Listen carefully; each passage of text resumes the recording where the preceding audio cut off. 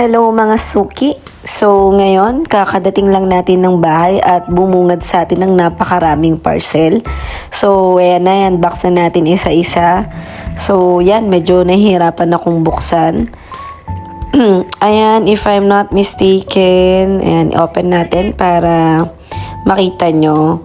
Yan ay basket kasi yung nabili ko na artificial plant ay bumubuwal doon sa original na basket niya. So I bought another 3 para if ever nabibili pa ako ng dalawa pang artificial plant, meron na siyang paglagyan para hindi sila kagad-kagad bumuwal.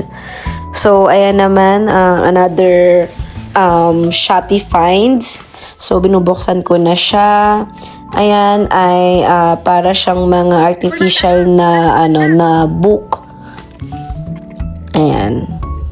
Pang pang design lang dun sa mesa ko, dun sa second floor. So yan, tingnan mo, ay gawa siya sa kahoy na pininturahan. So maganda siya.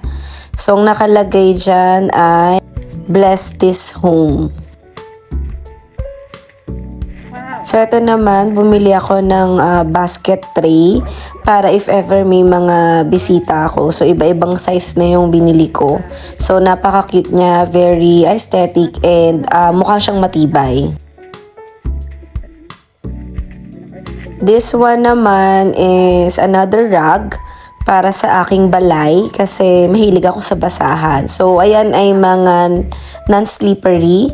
So, ayan ay color brown if I'm not mistaken. So, kumuha ako ng maliit pang main door and another one is para dun sa kusina ko, mas mahaba siya. And maganda rin yung kulay niya, hindi rin siya mukhang dumihin tignan.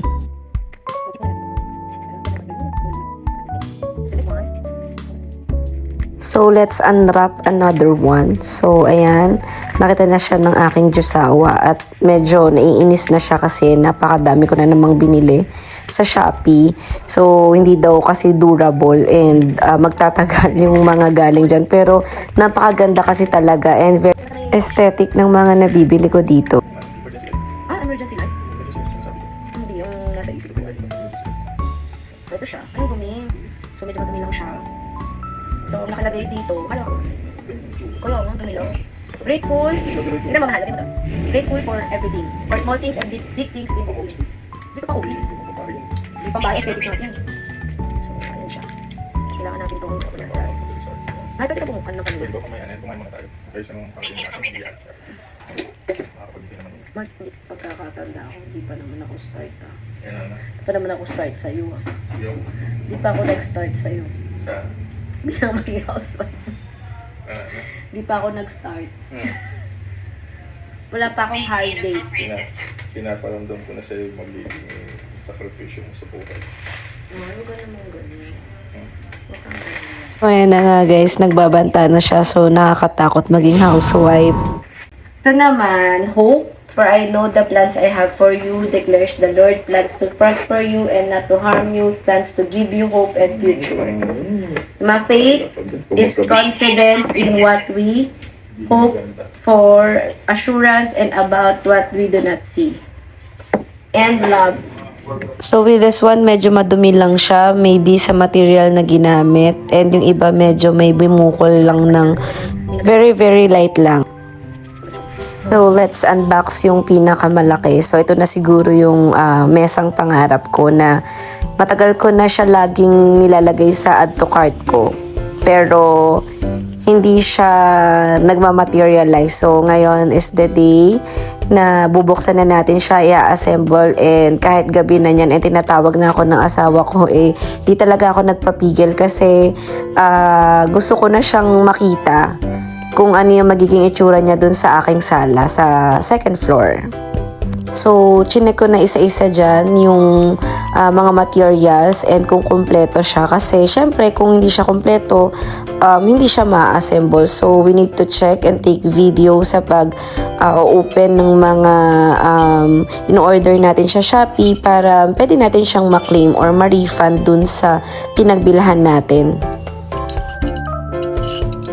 So, mag-start na ako mag-assemble. So, una dyan, tinitignan-tignan ko muna kung paano siya i-assemble kasi wala talaga siyang manual. So, nanood muna ako niyan ng TikTok para hindi ako magkamali dun sa butas since ako lang yung mag-isang nag-assemble.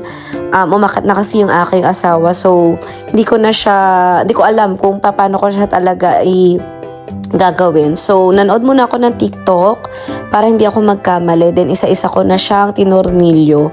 So, dyan, medyo kailangan mo lang diinan and so, natapos ko na yung pag-assemble ng mga bakal. So, ito na yung pinaka-hardest part kasi walang abang yung pinakakahoy na round table. So, kailangan mo ng pressure and diin talaga para mapasok mo yung tornilyo. So, ayan, patapos na tayo. In a few minutes, ay eto na siya. Tadam!